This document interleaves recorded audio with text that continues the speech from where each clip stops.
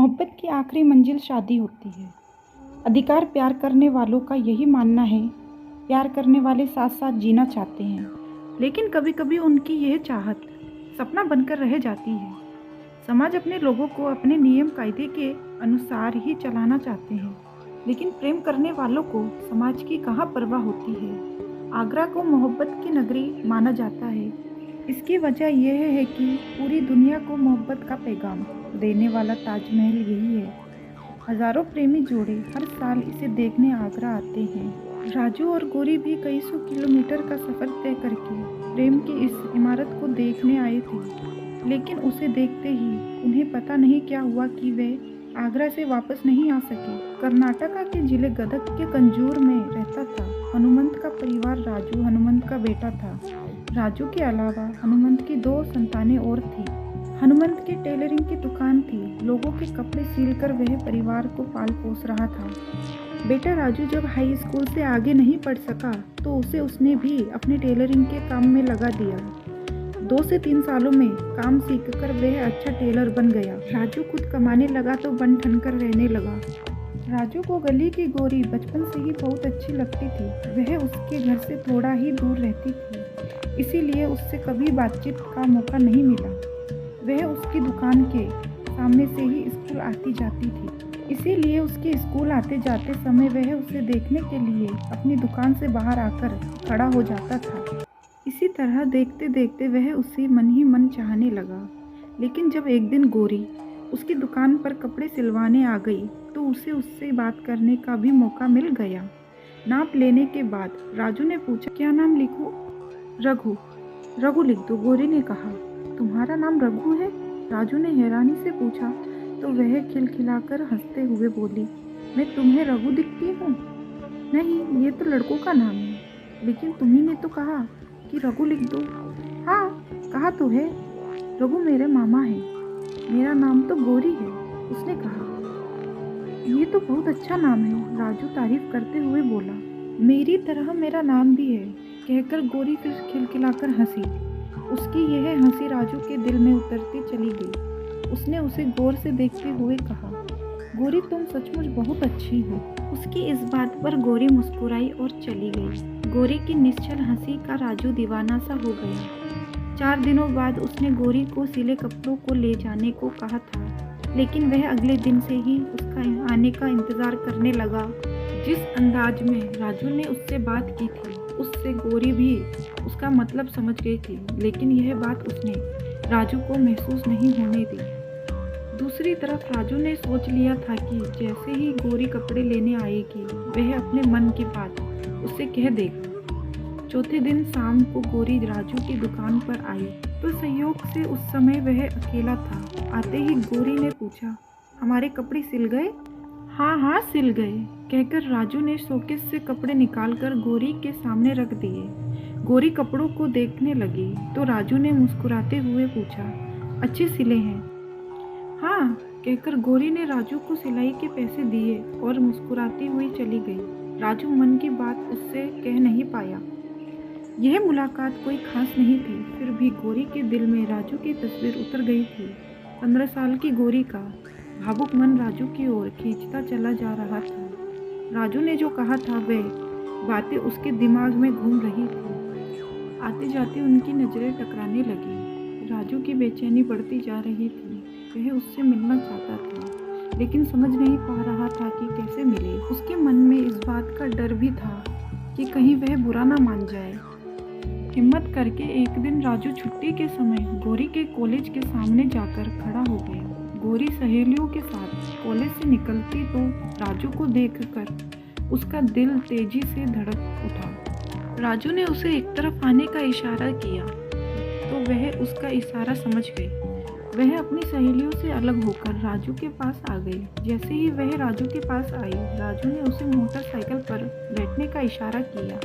गौरी बैठ गई तो वह तेजी से चल पड़ा। गौरी ने कहा, कहाँ जा रहे हो? मुझे घर जाना है। चली जाना, आज मुझे तुमसे कुछ कहना है, राजू ने कहा तो गौरी ने हंसते हुए कहा, यही ना कि तुम मुझसे प्यार करते हो? राजू ने बिना किसी संकोच के कहा, गौरी सचमुच मैं तुमसे प्यार करने लगा हूँ। गौरी मुस्कुराकर बोली, मैं भी तो तुमसे प्यार करती हूँ। राजू ने उसे हैरानी से देखा तो गौरी ने नजरें झुका ली। यह थी गौरी और राजू के प्यार की शुरुआत। अक्सर प्रेम करने वालों के प्यार की शुरुआत कुछ इसी तरह से होती है, लेकिन इसके बाद कभी कभी यही प्यार जीवन के लिए ऐसा नासूर बन जाता है कि जीवन ही ले लेता है। गौरी के पिता की मौत हो चुकी थी। वह अपनी माँ शैला और बड़ी बहन रजनी के साथ अपने मामा रघु के घर रहती थी। पिता की मौत के बाद मामा उन्हें अपने साथ ले आए थे। रजनी बीएससी कर रही थी जबकि गौरी 10वीं में पढ़ रही थी। इस नादान उम्र में गौरी को राजू से प्यार हो गया था। प्यार ऐसी चीज़ है जिसे कितना छिपा कर रखा जाए, वह कभी ना कभी समाज की नज़रों में आ ही जाता है। राजू और गौरी की मुलाकातें मोबाइल के जरिए तय होने लगी। दोनों का प्यार परवान चढ़ने लगा। उनके प्यार को मंजिल मिल पाएगी, इस बात को लेकर उन्हें शक था। दरअसल उनके रास्ते में सबसे बड़ा रोड़ा था उनकी जाति। गौरी कंजर थी और राजू मराठी। दोनों को ही पता था कि समाज की नज़रों में जैसे ही उनका प्यार आएगा तूफान आ जाएगा। एक दिन गौरी ने राजू से कहा, राजू अगर समाज ने हमारे संबंधों को कबूल नहीं किया तो हम क्या करेंगे। राजू ने गौरी को भरोसा दिलाया कि दुनिया वाले कुछ भी कहे वह उसका साथ हरगिज नहीं छोड़ेगा। दुनिया की कोई भी ताकत उसे जुदा नहीं कर सकेगी। दोनों साथ जिएंगे और साथ मरेंगे। प्यार की दीवानगी राजू के दिलो दिमाग पर छाने लगी तो उसका मन काम से हट गया। एक दिन उसके पिता ने टोका, क्या बात है बेटा, आजकल तुम्हारा मन काम में नहीं लग रहा है। कुछ दिनों से देख रहा हूँ कि तुम दुकान से गायब हो जाते हो। कस्टमर भी परेशान होते हैं, बताओ क्या बात है। कोई बात नहीं है पापा, बस ऐसे ही थोड़ा मन उठ गया था। लेकिन अब आप चिंता ना करें, मैं काम पर पूरा ध्यान दूंगा, राजू ने कहा। इसके बाद वह गौरी से उस समय मिलता जब दुकानदारी पर कोई असर न पड़ता। उसके मन में एक ही बात घूम रही थी कि वह ऐसा क्या करे जिससे उसके प्यार के बीच जाति न आए। उसका ध्यान फिल्म एक दूजे के लिए की तरफ गया जिसमें नायक कमल हसन और नायिका रति अग्निहोत्री अलग अलग जाति के थे। फिल्म का ध्यान आते ही राजू ने सोच लिया वह भी उसी तरह अपने प्यार के लिए करेगा। लेकिन एक दिन गौरी की माँ शैला ने उसे फोन पर हंसकर बातें करते देखा तो उसे शक ही नहीं हुआ, बल्कि उसे लगा कि उसकी किशोर बेटी इश्क की खतरनाक राह पर चल पड़ी है। शैला परेशान हो उठी और उसने गौरी से पूछा तो उसने झूठ बोल दिया। कुछ दिन बाद शैला के दूर के रिश्तेदार नीलकंठ ने उसे बताया कि उसने गौरी को बाजार में राजू टेलर के साथ देखा है। तो पूरी बात उसकी समझ में आ गई। इस बार उसने बेटी से सख्ती से पूछा तो उसने कहा, मम्मी मैं राजू से प्यार करती हूँ और वह भी मुझे बहुत चाहता है। हम दोनों शादी करना चाहते हैं। शादी प्यार ये सब क्या कह रही है तू जानती है तेरी उम्र क्या है, फिर वह हमारी जाति का भी नहीं है, इसीलिए यह बात तू अपने मन से निकाल दे। तेरी शादी उससे किसी भी तरह नहीं हो सकती। मम्मी राजू बहुत अच्छा लड़का है, तुम भी उससे बात करोगी तो वह तुम्हें भी पसंद आ जाएगा, गौरी बोली। छोटी सी लड़की के मुंह से ऐसी बात सुनकर शैला हैरान रह गई। उसने शक्ति से कहा, गौरी अब बहुत हो चुका है, कल से तुम कॉलेज नहीं जाओगी। क्यों मम्मी, गौरी ने हैरानी से पूछा। कह दिया ना, नहीं जाना है तो नहीं जाना है, कहकर शैला अपने काम में लग गई। शाम को शैला का भाई घर लौटा तो उसे शैला ने सारी बात बता दी। भांजी की प्यार और शादी की जिद के बारे में सुनकर रघु आश्चर्यचकित हो उठा, लेकिन उसने बहन से कहा कि वह सब संभाल लेगा।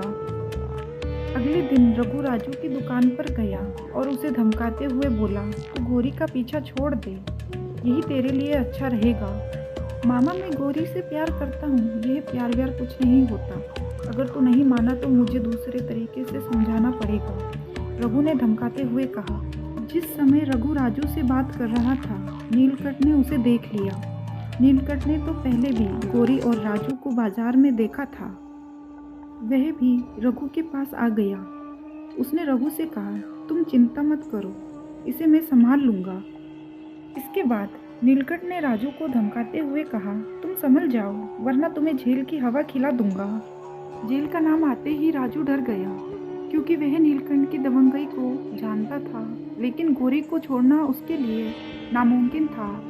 उसने उसके साथ जीने मरने की कस्में जो खाई थी। नीलकंठ की दबंगई के कारण अब मोहल्ले में राजू और गौरी के प्यार के चर्चे कुछ ज़्यादा ही होने लगे। परिवार वालों को बदनामी का डर सताने लगा। गौरी पर पाबंदियां भी लगाने लगी। पाबंदियों की वजह से वह प्रेमी से नहीं मिल पा रही थी। इससे दोनों बेचैन हो रहे थे। राजू जल्द ही गौरी से कोर्ट मैरिज करना चाहता था, लेकिन समस्या यह थी कि अभी गौरी 16 साल की थी। राजू ने गौरी से शादी करने की बात अपने घर में कही तो एक दिन राजू की माँ अन्नपूर्णा और पिता हनुमंत रघु के घर गए। उन्होंने रघु से कहा कि अगर बच्चे एक दूसरे से प्यार करते हैं तो वे क्यों उनका विरोध कर रहे हैं।